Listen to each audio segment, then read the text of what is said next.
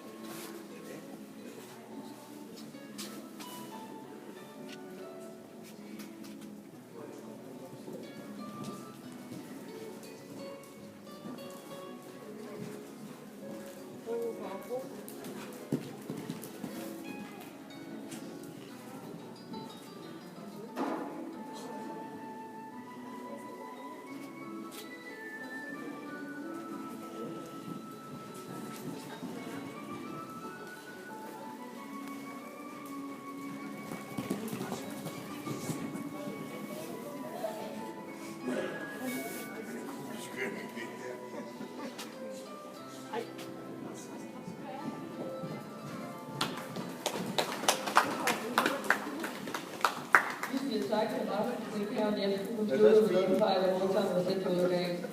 Banen skal sættes op til kategori 2. Næste rytter på banen er start nummer 11, Emilie Linder Mørk fra Joy, Start nummer 13, Sandrina, Annette Christensen.